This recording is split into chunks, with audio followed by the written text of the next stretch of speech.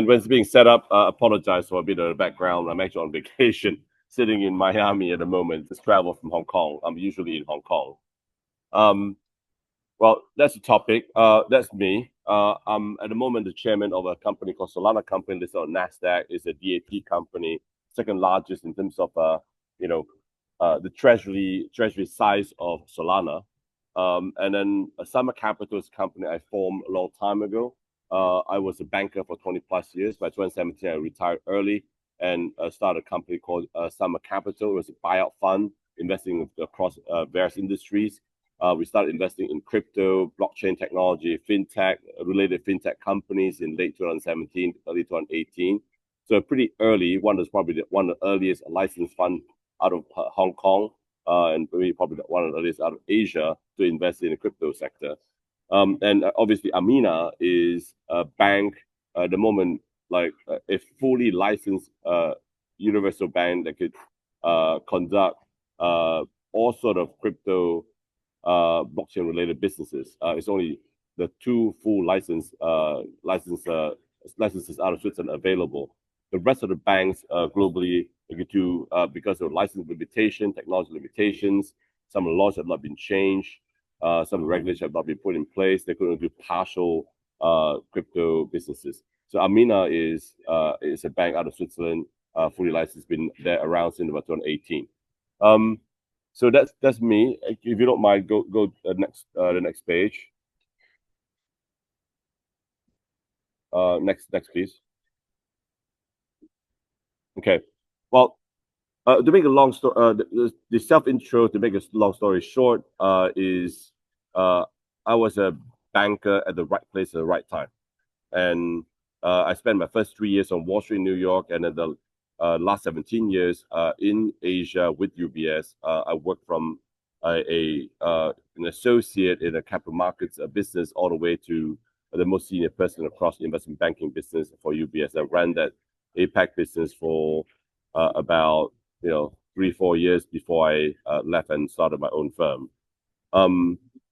The good thing about this job, because I was right in the middle of the rise of China, the rise of some of economies across APAC, and I saw a lot of businesses, a lot of industry that went from nothing to where it is today. Some of this amazing company that went from nothing to something very significant. A few years later, qualified for a listing, and then also I guess I served hundreds of these companies until they become very even more significant, sometimes in hundreds of millions of market cap across my career in APAC. So I'm a bit of this. During that 17 years of career at UBS, I ran the capital markets, global capital markets business for 10 years. So I was more a capital markets person. So the way I look at the world is more finance driven, capital markets driven, and it's a bit like backward, like looking from capital markets back to the early stage of investments. That's also how our business is built. Summer Capital started as a buyout fund. We do a privatization, very late stage investment. We slowly move back to the VC over time. And this is a bit of Summer Capital. It was formed in 2017. In digital asset, we started investing in carefully from 2018 to 2020, and then I think 2021. That's when I heard the Bloomberg news in the morning that start mentioning the prices of Bitcoin and also Ethereum. That's when I told the team, now we have to really treat this sector with a lot of focus and a lot of diligence, and we're going to go heavy. That's where we are. That's where we are today.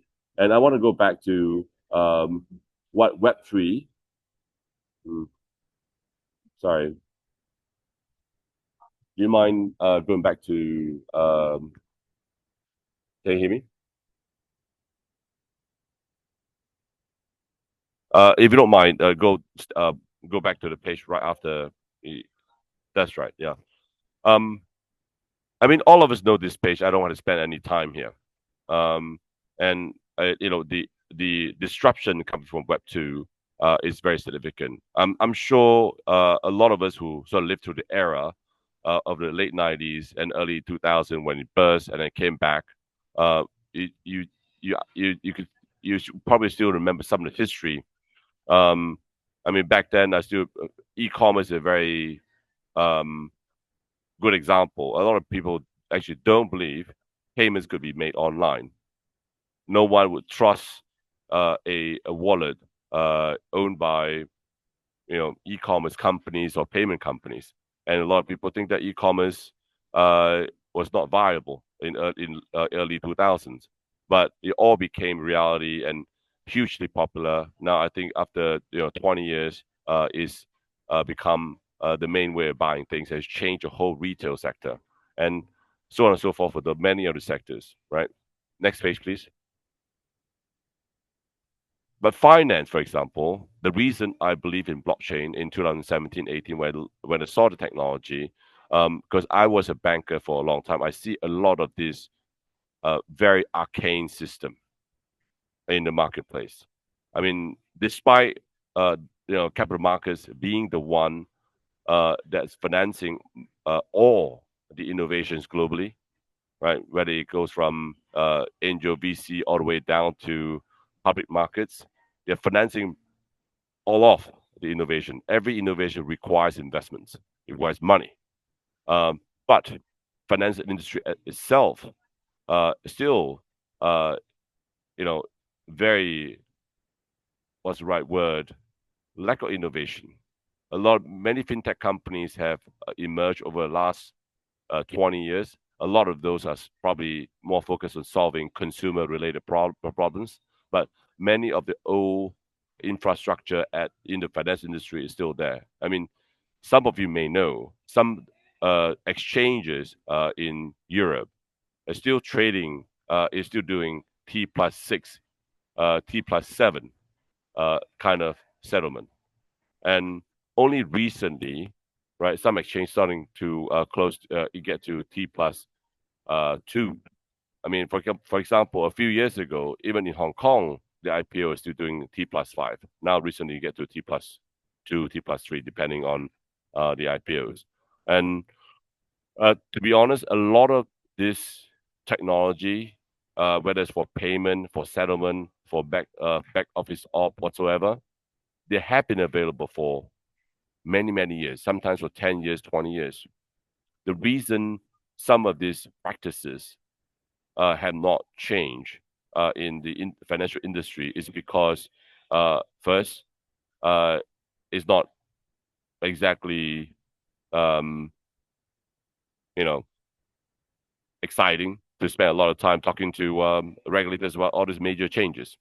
And two, it works. Why change? I mean, we still own quite a few companies in Switzerland. I'm sure there's still a lot of Swiss companies that writing checks are fine. What's wrong with it? Right. And Hong Kong, for example, still write checks. um, and there's all of this die-hard old practices, and then they don't want to change. But there are a lot of different interests along the process that make money. There are these different companies, service providers, and including sometimes in some of the technology is supposed to cannibalize the business of exchanges. Some of the exchanges itself, they are monopolies. They don't want anything to change. That's why the changes are not coming.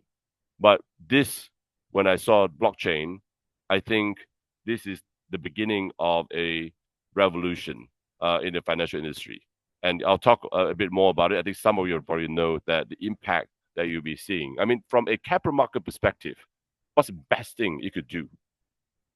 24/7, 365, all the time, trading.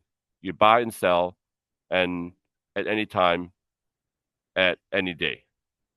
And all the asset, all the liquidity in one place, maximum. It could freely flow from any sector, any country, from any product, anywhere, right? And the some of the transaction don't need the exchange. A lot of them can be peer to peer, and some of it is already you know available. You can see the beginning or the early stage of somebody's technology, but this is the ideal situation you need to get to. This all this point on the right hand side, right? For those of us who are involved in capital markets, that's what you have to target because that's what's going to happen in the future. I know there are a lot of concern about regulations, how to manage this, tax reporting, tax impact, how about scams, safety, all sort of concerns you have. But trust me, we're all moving towards that direction because that's human nature. That's what people want, and that's what it'll give equal access to everyone globally. And that's what there are different forces driving it in different ways, but eventually we'll get there. Next page, please. Web3 has come a long way. Yeah, I think not a lot of people pay attention to it. So it's, it's the same for me, right? I was a very, very senior, busy banker, and while all this is happening in the background, I completely miss it.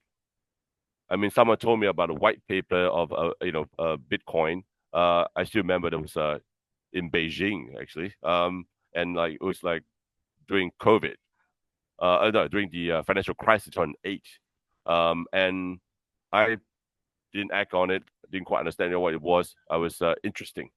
It's one of those, you know, very niche, exciting ideas, and you thought that never ever become mainstream. You didn't care. And if you look at the second phase where you get to 2011, 2013, that's when people start thinking about this as technology. And then look at the surprise is that, to me as well, a lot of companies that we know of today, which are huge in the sector, were there. Grayscale, Coinbase, they were started very early. It took a long time, right? And if you look at the 2014 and 16, I think the financial industry started to pay attention to this and see the benefits, potential benefits that this blockchain technology could bring to the financial sector.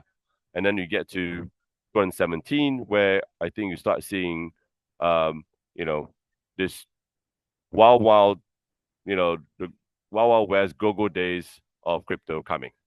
This is where all these gamblers, speculators jumping in, all the major exchanges showing up everywhere. And this is where you find, back then, the two biggest exchanges, Binance and Huobi, which trade 80% of Bitcoin globally. They define Bitcoin.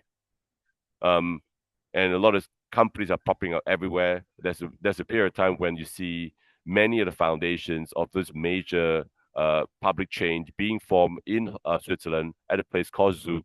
It's called it's the crypto valley of Switzerland, or crypto valley of the world.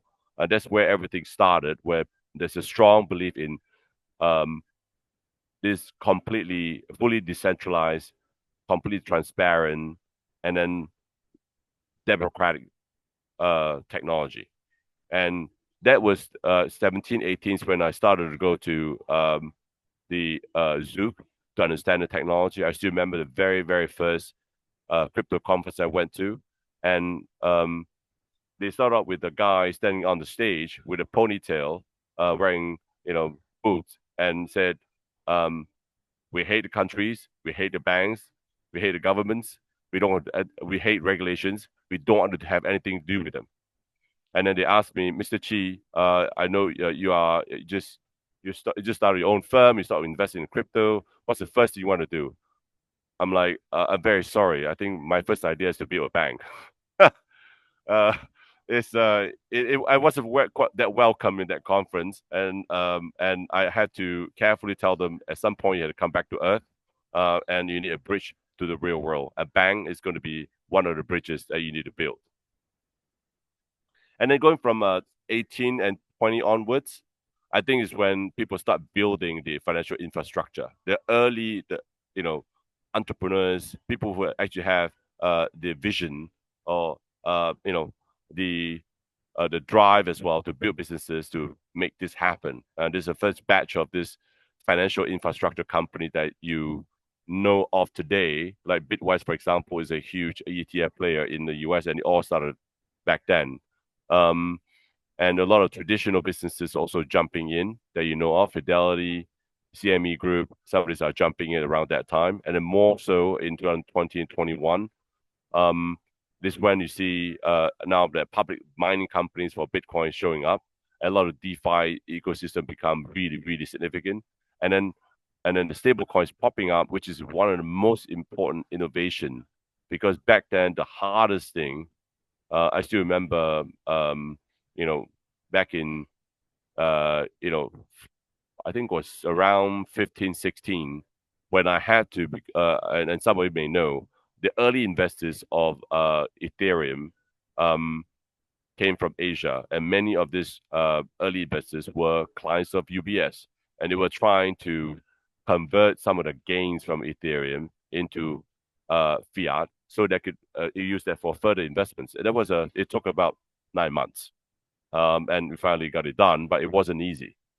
Um, I think the hardest thing up to today, I mean, is still like money, fiat money converting into crypto and crypto back to fiat. And before stablecoin showed up, the current, you start off as Bitcoin as sort of like the payment currency, and then you slowly it turned into Ethereum. Ethereum was like the currency to pay for everything that you know of that has a price on blockchain was priced in Ethereum and stablecoin. But because Ethereum and Bitcoin they move up and down with high volatility, they are not suitable to be used as payments current medium, right? And therefore, when stablecoins showed up, USDT and then USDC, and that all of a sudden become super popular, grows very, very fast, and it allows, you know, it's more suitable to sort of build, financial businesses around it. And that's where everything go for a boom.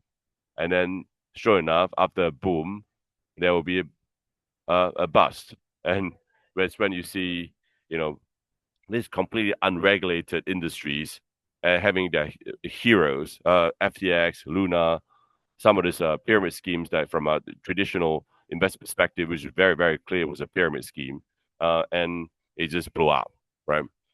Um, it's a it's an interesting story, but I think the latest story, the last two phases, I don't say much about it because a lot of it's are in public news. You can see it now.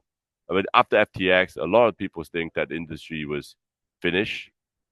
But like any new industries, you're gonna have this boom and bust.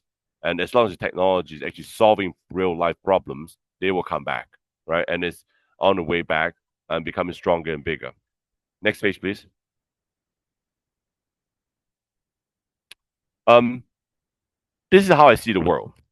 I'm a capital markets professional. I see everything from a numbers, liquidity, money perspective, right? And um, a lot of people don't quite see it from my angle because if you look at the whole crypto sector, it's only about 3 or 4 trillion, depending how you want to put it in. It's somewhat 3 or 4 trillion market value, but it's small, right? Relatively, um, and I guess if you look at the value lock, how 120 billion sounds like a lot. That's nothing, right? Um, and 133 billion is okay. 310 is okay, but from all perspectives, sitting from top down from capital market perspective, is a very young, significant. I don't think it's going to die and disappear, but it's still very young and growing. I'll show you some other numbers so that you get a better overview on this. This is a very highly misunderstood um, sector. That's why you have statements made by Jamie Dimon, and then now JP Morgan is the fastest adopting bulge bracket firm. And then you have chairman of UBS saying that this is a scam, Dr. Weber, right? I mean, and then you have a lot of people still up to today, if you walk into regulators at various countries, there's still a lot of folks who believe that this whole sector is a scam because it's very easy to be used uh, in all this, very speculative, scammy, sometimes illegal kind of activities. And obviously for China, countries like Vietnam and Indonesia and India, it can very easily be used for different parties to illegally, convert, get the capital out of the country in an illegal way, right? Um, but the core value of this industry, this technology, is not as sexy as imaginative as AI. Right? In the same time, you have this new competing technologies that coming through, like AI, for example, that's attracting a lot of attention and capital and investments, and also a lot of research power from various institutions. And people have a choice to research between AI and also crypto. They'll choose AI because sky's the limit. This is a bit boring. But if you look at core value of crypto, this is the future for financial markets. And the most important thing that happened last year, this year, I mean, leading from the Trump winning the election from last year, is that this year, finally, this speculative gray area technology has got its recognition. Now it's officially recognized, especially by Wall Street, as the uh, future infrastructure for financial services. And the adoption is happening super, super fast. And because I run around different areas to join conferences, speak to investors and operators on both sides, and it's very, very clear to me in the U.S. The Main Street, the Wall Street firms, the mainstream financial institutions are going 120 miles an hour in adopting this industry and putting technology in place, getting the asset and products on chain, making this happen. But the rest of the world is still sort of in different places depending where it is. Next page, please.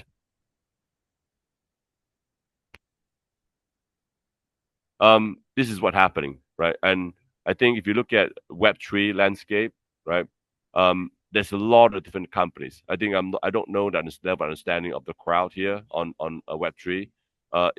It's a bit like I tell people that, what do you think about Web3 where it is today? It's a bit like early 2000 China, when people know that WTO is happening, and everyone, all the capital, when they're sitting in Hong Kong, all the Western capital wants to invest in China, but there's not enough information. There's no reliable third parties information providers, and there's not enough companies being audited by the big fours.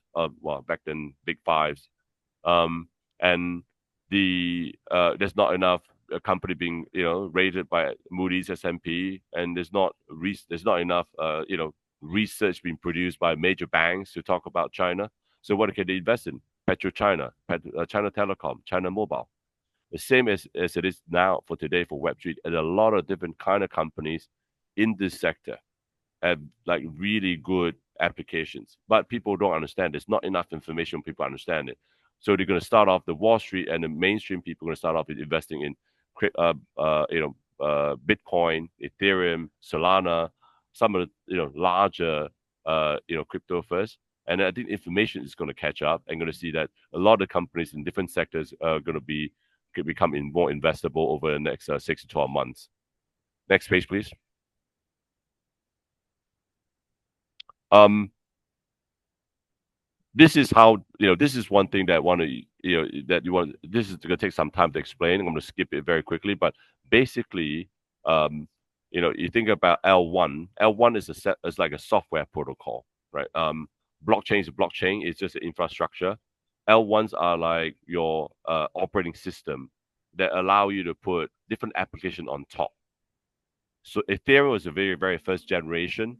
It's not very efficient, but it make it more programmable, more usable. To make it efficient, you need to build L2s and everything else on top of it. So it's sort of like, because, for example, Ethereum can only process 17 transactions per second. So you're doing anything that's high frequency and in very high volume, you have to take it off the chain, do it in the L2, and put it back, right? Solana, for example, is it's only a 5-year-old technology. Ethereum is 10-year-old, and is a lot more efficient. And therefore, you don't need to build the intermediate L2 for all the different APPs to operate on Solana. it with like high efficiency and low cost, right? That's sort of the concept we're trying to get through on this with this page. Next page, please. And I think, like I told you, this is happening. And then I'm sure you know the companies on the TradFi side. That's happening fast. Everyone's coming through in Western Union. Everyone's coming through, especially the Americans. Um, and then with I think the Market Structure Act being approved, I think you're going to see even higher influx of companies coming through. But on the right hand side, I think that's the interesting part. These are the companies that you never heard of, and they are coming through. And these guys are all very significant. They have billions of either have billions of dollars worth of assets, or sometimes have hundreds of millions of revenues, or even billions of dollars of revenue. These are all coming through. Next, please. DAT. This is one. I mean, DAT and RWA are the two concepts I want to talk about very quickly in the next 5 to 8 minutes. Putting my capital markets perspective on. Sorry. Sorry, Joseph, you probably have. I really like your slides, but I think you probably have 4 minutes. That's okay. I'll do it fast. The DATs and RWAs and all this technology are bridges for liquidity. Okay, and if you look at the size of the overall financial asset available, it's somewhere between 900 trillion to 1,000 trillion.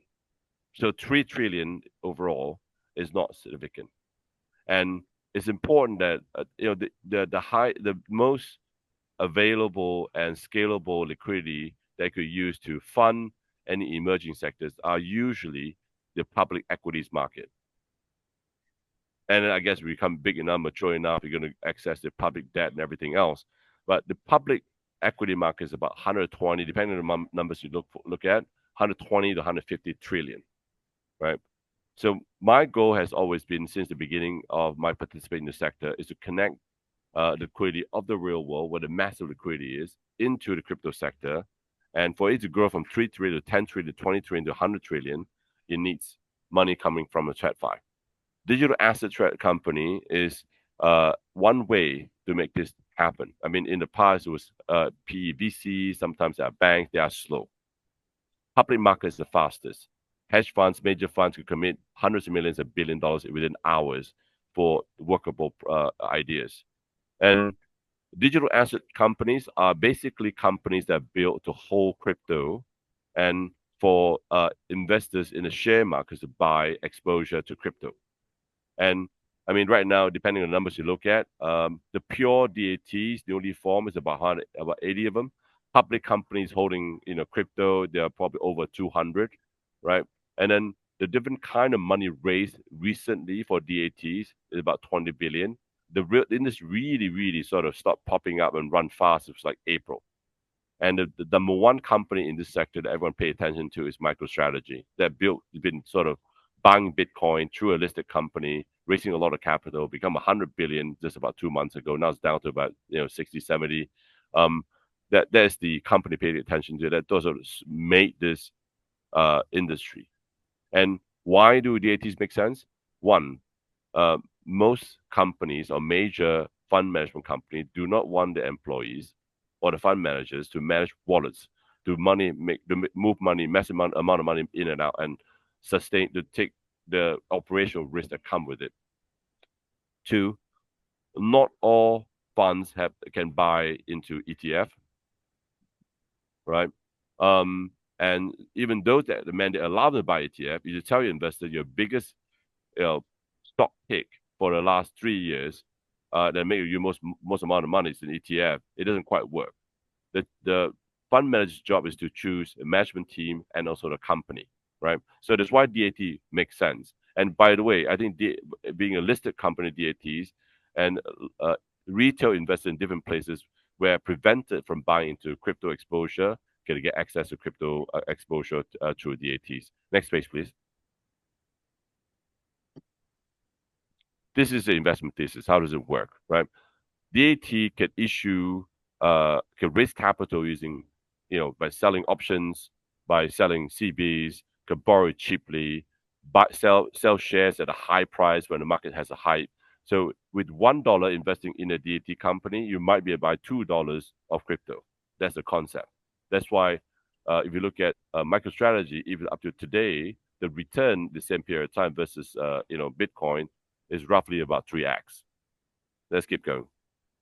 Next page, please.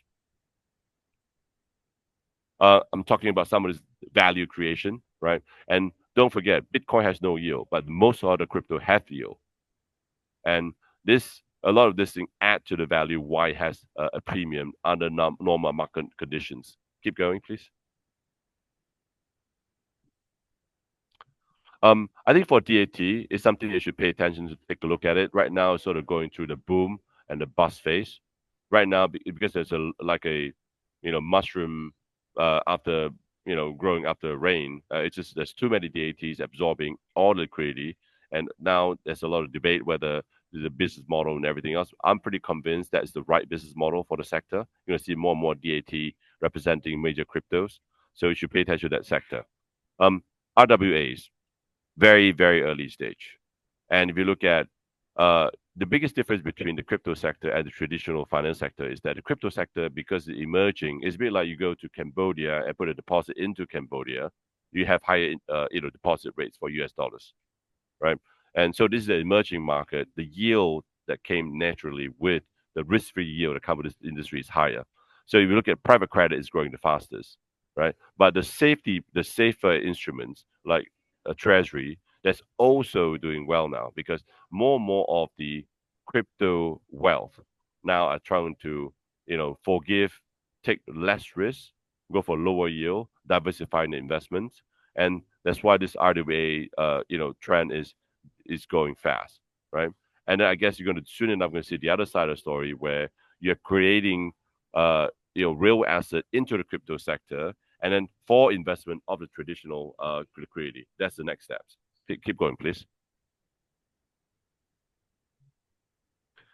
There's nothing, we could talk about this You have in 1 detail. minute. There's nothing special about RWA. The technology is there. It's all about regulations and liquidity. And you have to find, due to different life stages of life cycle, you have to find the right type of, asset to be tokenized so that you get liquidity and successes to make this viable, right? But the workflow itself, anyone can do it. Regulations, everything else is not complete, but you could choose whether you want to do fully compliant RWA or less compliant. And depending on assets, if they don't qualify as security, it becomes much easier. Next page, please.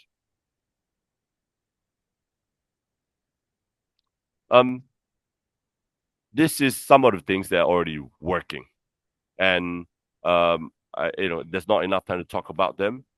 This will become very significant, and it's going to drive the innovation into that RWA. Next page, please.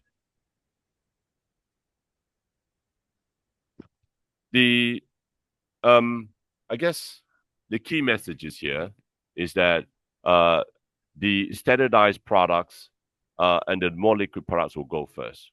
And then the large asset classes that require liquidity that most people recognize will go second. And then a lot of this is already happening. You'll see it. Next page, please.